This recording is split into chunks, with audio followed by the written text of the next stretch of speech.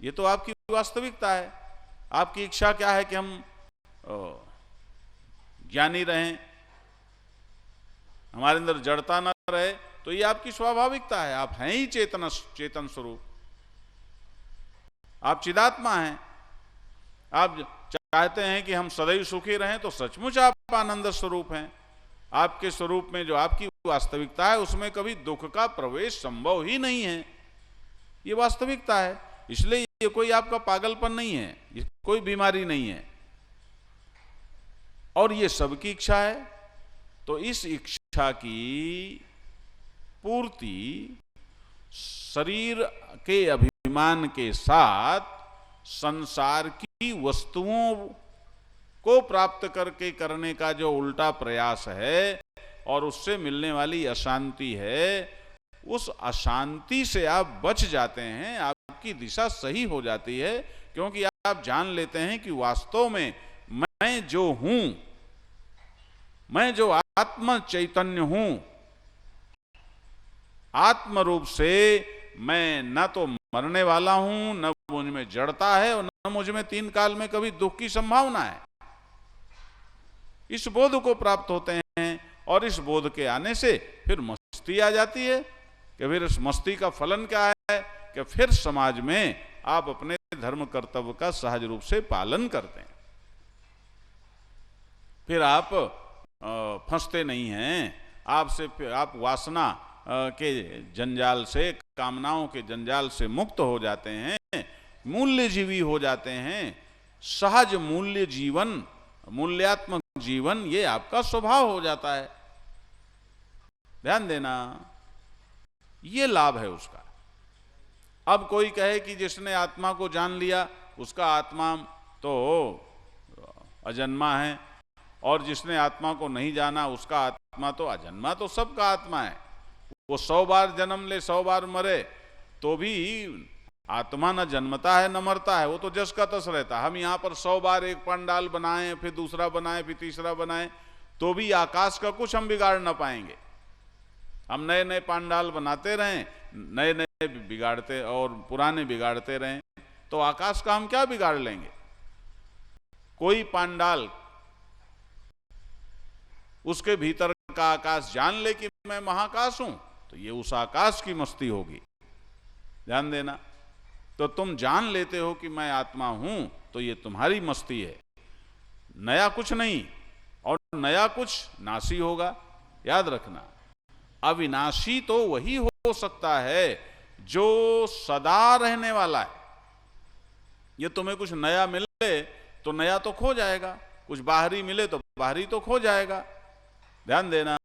इसलिए आत्मबोध से नारायण तुम अपने आप को जान लेते हो, और अपने को जिसने आत्मा को जाना वो ये जान लेता है कि आत्मा सबका एक, और आत्मा सबका भरपूर, और आत्मा सबका पूर्ण, और अजन्मा है, अविनाशी है, सहज है, एक रस है। वह सब में एक ही है, और अलग अलग शरीरों में वह भिन्न भिन्न भले ही प्रतीत हो रहा हो, लेकिन उसमें तात्विक भेद नहीं है। ये बोधवान की बात होती है, जिसको यह समझ आ जाती है कि उसने वेदांत पढ़ लिया और अपने को तो कहने लगा मैं आत्मा हूं, लेकिन महाराज दूसरे के बारे में राग द्वेष से भरा हुआ है, दूसरे के बारे में गुण दोष से भरा हुआ है, दूसरे के बारे में तरह तरह के छल प्रपंच से भरा हुआ है, तो इसका मतलब उससे अभी किसी प्रकार का बोध नहीं हुआ। याद रखो। तो मैंने उससे कहा, देख भाई डॉक्टर, यदि तेरी नजर में अभी मृत्यु नाम की चीज किसी के भी लिए है कि अभी ये मरेगा, तो फिर तू भी मरेगा, तू भी नहीं बचेगा, तू भी मरेगा। ध्यान देना।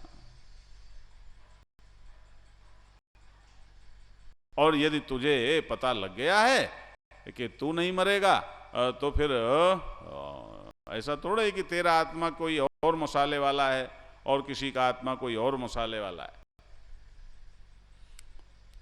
इसलिए कि ये बहुत लोग इसको सुन भी लेते हैं, और सुनने के बाद भी यह जो अद्वितीयता है, देखो मेरा बार बार आग्रह है, अद्वितीयता, और मजे की बात, इसीलिए बहुत लोग, पढ़े लिखे लोग, पहले तो महाराज हम बहुत ये ध्यान रखते थे कि केवल बुद्धिजीवियों पर काम करो, बुद्धिजीवी शिष्य बनाओ, बल्कि हमारे एक थे संत महाराज स्वामी विवेकानंद जी महाराज सोहम वाले, वो हमें बहुत समझाते थे कि सतानंद ये तुम चक्कर में पड़ते हो, ये बुद्धि लगावेंगे और अकल की बीमारी इन्हें अपने ज्ञानी होने का अभिमान तो दे देगी, लेकिन ये बाद में असली जगह से चूक जाएंगे।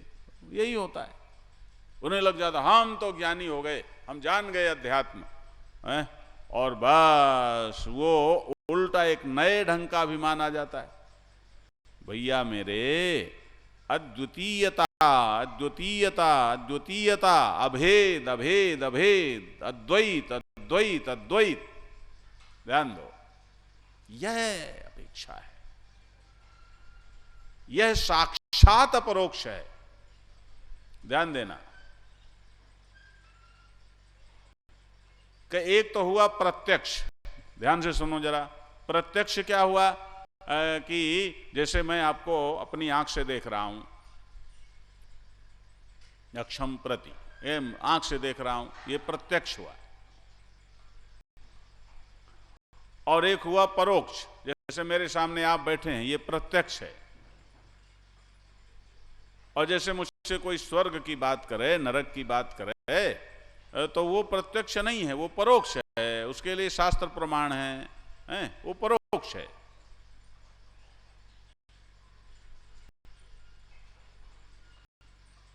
और जो किसी वस्तु की तरह प्रत्यक्ष भी नहीं है और स्वर्ग नरकादि की तरह परोक्ष भी नहीं है, उसके लिए किसी इंद्रिय की आवश्यकता नहीं है, वो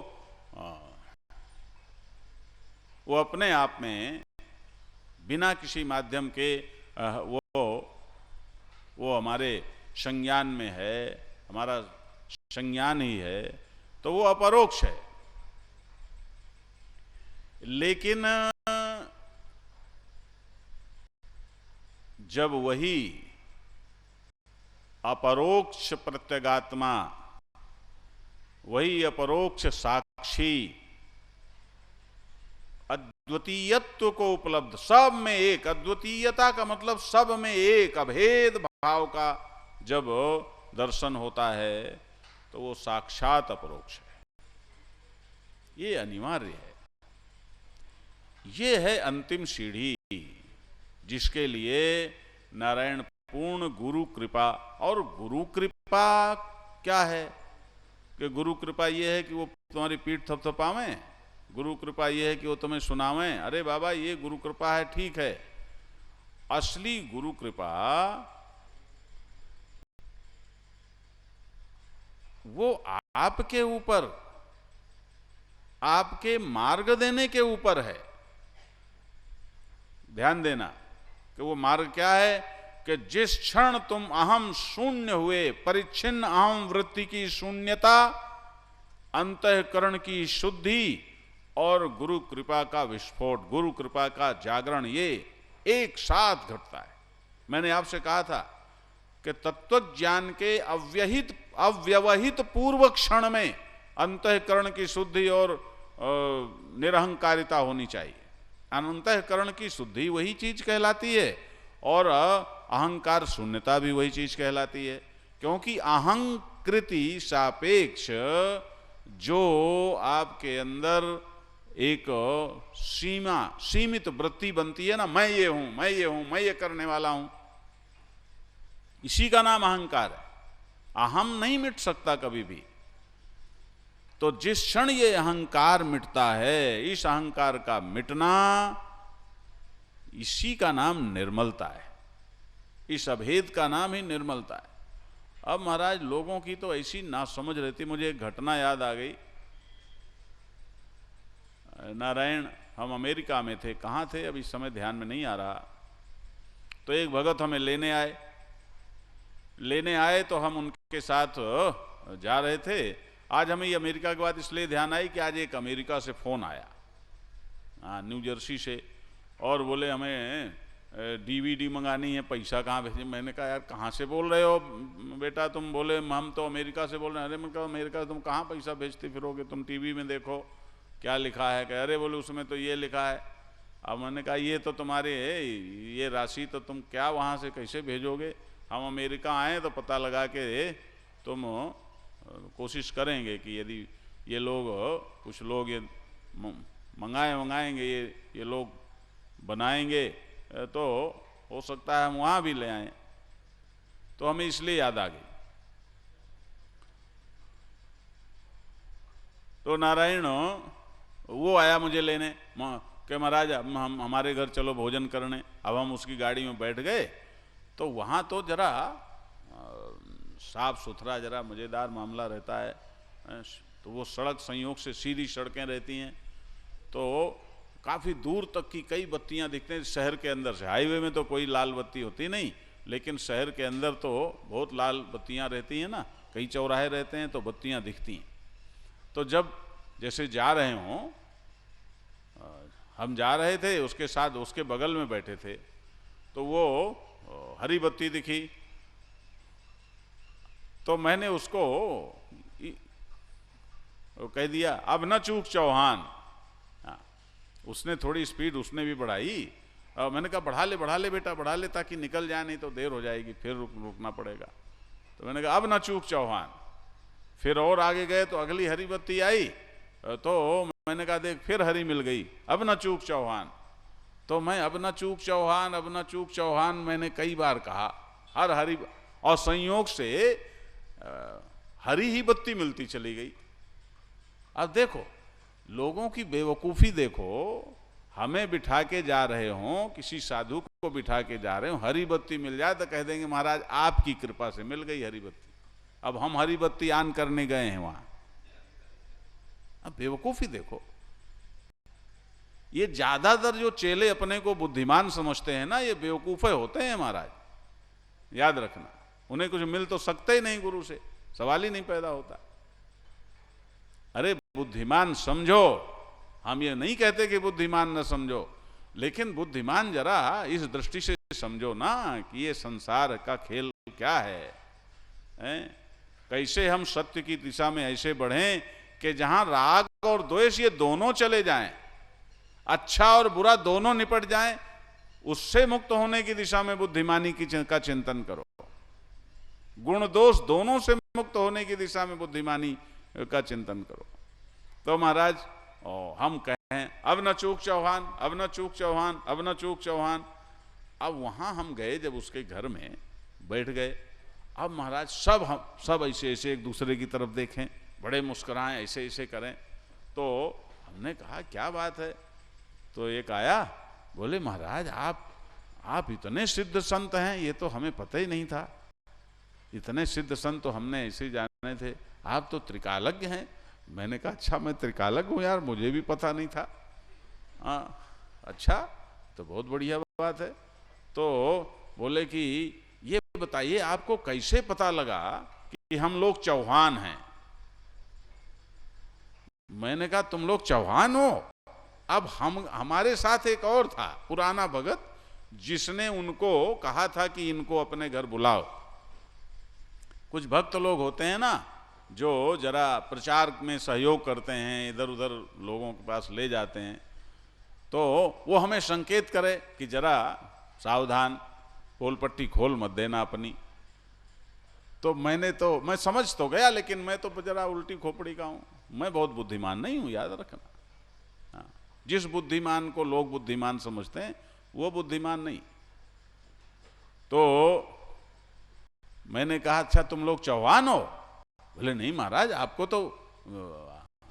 तो जान गए। मैंने कहा मैं कब जान गया? अरे बोले ये इसने बताया, आप तो बार बार बोलते आए अब न चूक चौहान, अब न चूक चौहान, अब न चूक चौहान, अब न चूक चौहान, और जबकि आपको बताया नहीं, तो आप तो जान गए कि हम चौहान हैं।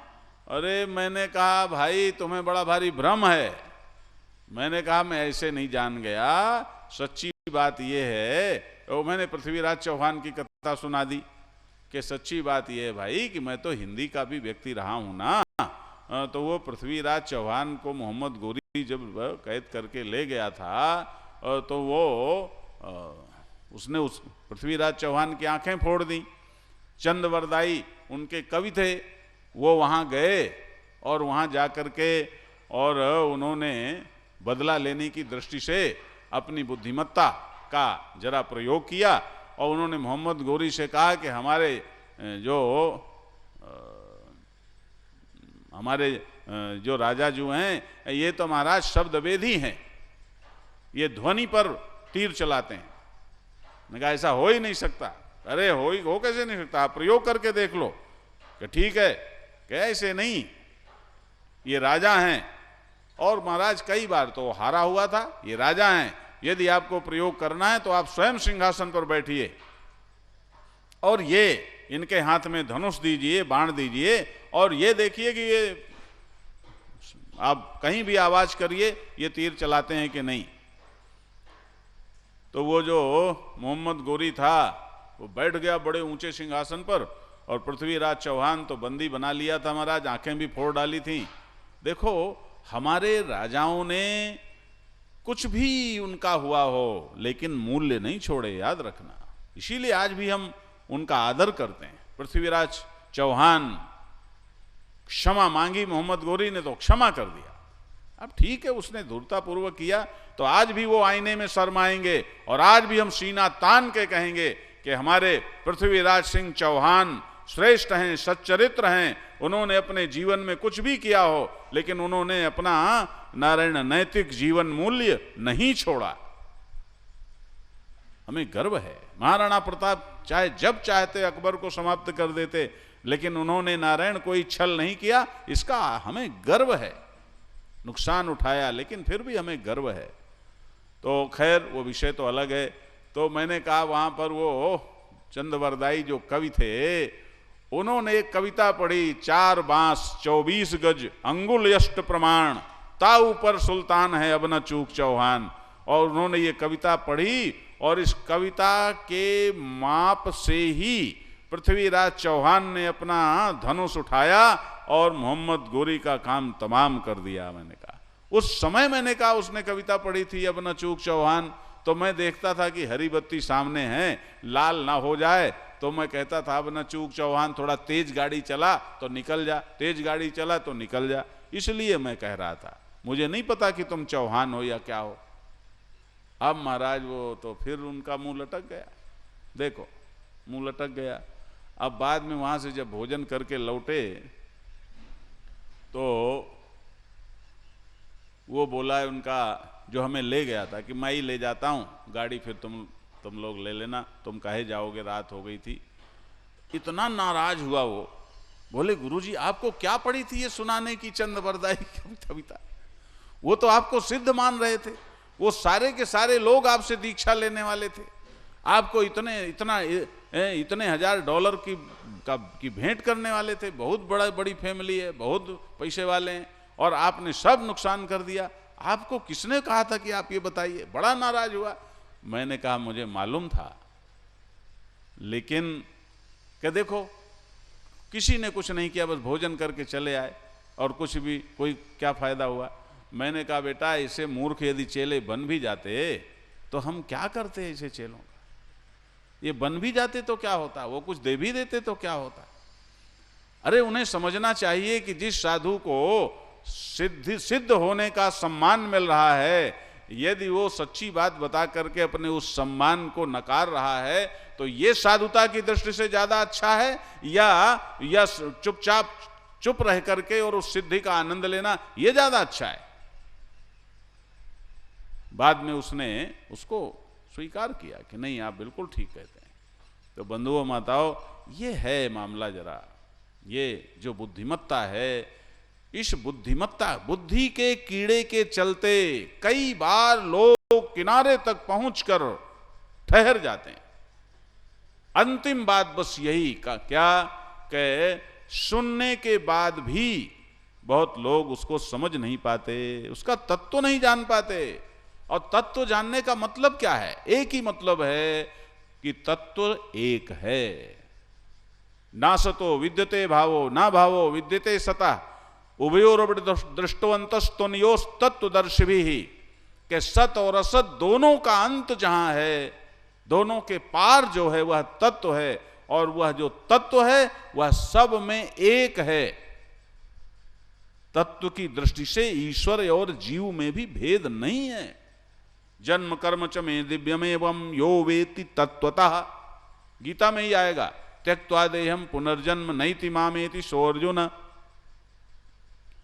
मेरा जन्म और कर्म दिव्य है, उसको जो तत्व से जानेगा वह मुक्त हो जाएगा। यावानहम यथा भावो यद रूप गुण कर्म कहा तथैव तत्व विज्ञानम तेस्तु मद अनुग्रहात्, श्रीमद् भागवत महापुराण। तत्व तत्व तत्व, इसलिए भक्त अटक जाता है जाकर के केवल दंडवत प्रणाम आरती पूजा में, ध्यान देना।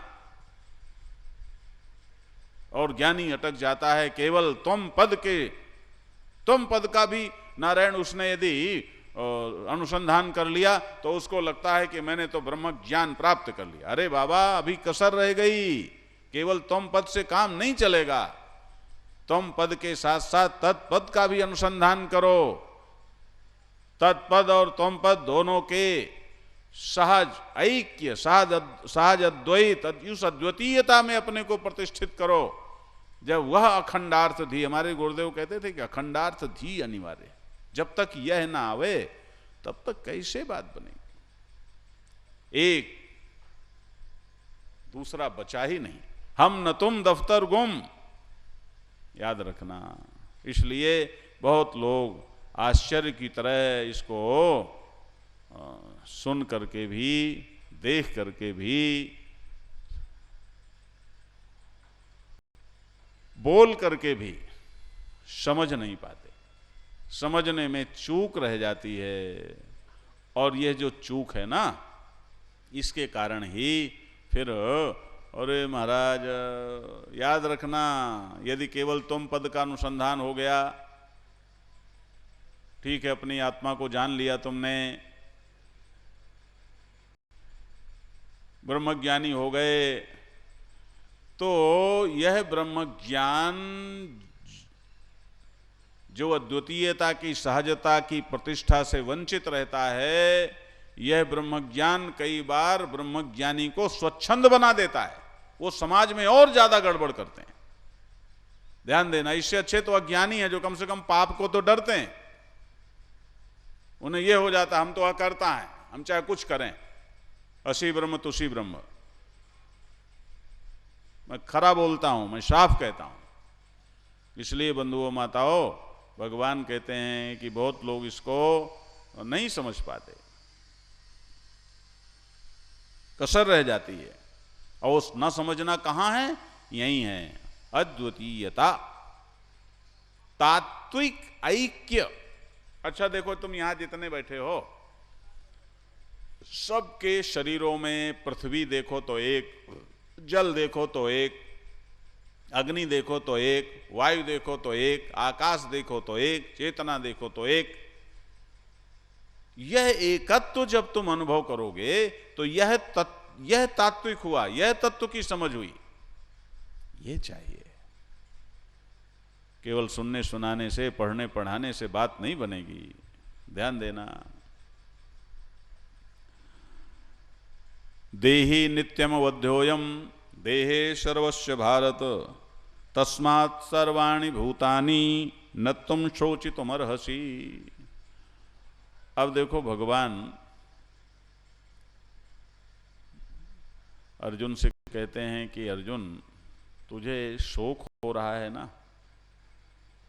देखो तू शोक मत करो,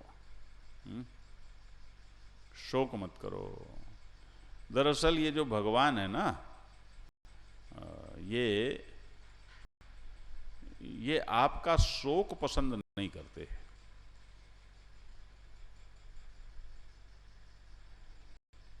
जैसे मां होती है ना, मां बच्चे का रोना देख नहीं सकती। कबीरदास कहते हैं, हरि जननी मैं बालक तेरा। कबीरदास भगवान को पिता नहीं कहते, मां कहते हैं। तो भगवान कहते हैं, देख अर्जुन, तुझे शोक नहीं होना चाहिए। चाहे तू कैसे समझ, चिट्ट पट्ट कैसे, दाएं बाएं किसी तरफ से देख। देखो एक बात बताऊं बंधुओं माताओं, यह वेदांत की महिमा है। इसीलिए वेदांत सर्वश्रेष्ठ दर्शन है, सर्वोच्च दर्शन है, सिद्ध दर्शन है, कि चाहे जिस तरफ से इसे सिद्ध करो, चाहे जहां से देखो, चाहे जैसे करो, यह सिद्ध होगा। आत्मा की अमरता, ध्यान देना, शोक का निरर्थक होना, कोई मतलब ही नहीं है शोक का, बेवकूफी, कोई तुक नहीं है शोक करने का। ये चाहे जैसे समझने की कोशिश करो, यही बात सिद्ध होगी। भगवान यही कहते हैं, देखो तुम्हें यदि स्वजनों की बात न करो, किसी की भी बात करो, तुम्हें तो स्वजनों की बात से जरा ज्यादा हो रहा है। सच बात तो ये है